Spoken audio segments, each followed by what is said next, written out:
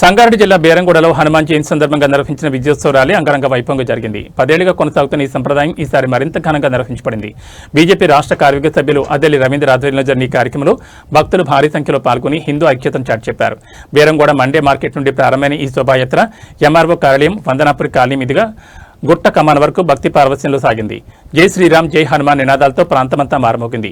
పాటలతో భక్తుల నృత్యాలు కాషాయ జెండాలతో ర్యాలీ ఉత్సాహభరితంగా కొనసాగింది.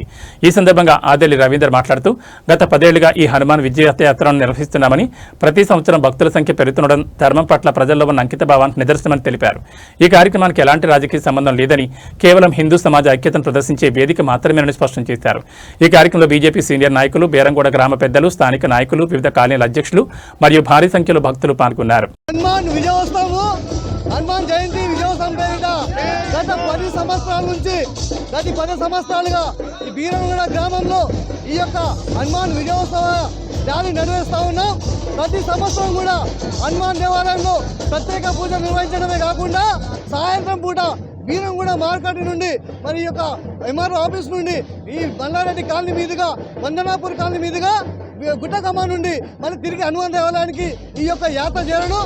ఈ యాత్రలో హిందూ బంధువులు రాజకీయ పార్టీలకు అతీతంగా అనేక రాజకీయ పార్టీల వారు ఇచ్చేసి ఈ యొక్క యాత్రలో పాల్గొని వాళ్ళు హిందూ సమాజానికి సంఘటితం చేసే భాగంలో భాగంగా అన్ని రాజకీయ పార్టీ నాయకులు, హిందూ భక్తులు, హిందూ సేవకులు అందరూ కూడా వేలాదిగా హాజరై ఈ కార్యక్రమాన్ని విజయవంతం చేస్తూ ఉంటారు.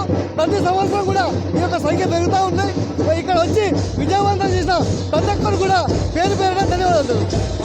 ప్రత్యక్షంగా ఈ యాత్రలో 1000 నుంచి 1500 మంది పాల్గొనడమే కాకుండా ప్రతి కాలనీ నుంచి ఆ కాలనీకి వెళ్ళిన తర్వాత అక్కడి కాలనీ పనులంతా కూడా విచ్చేసి స్వామివారికి పూలు సమర్పించి స్వామివారికి మొక్కులు చెల్లించి వాళ్ళ కాలనీ పూర్తయ్యే వరకు కూడా పాల్గొంటారు. యావరేజ్గా ఈ యొక్క కార్యక్రమం దాదాపు పూర్తయ్యేసరికి ప్రత్యక్షంగా పరోక్షంగా 10,000 మంది దాకా కూడా ఈ యొక్క కార్యక్రమాన్ని వీక్షిస్తారు.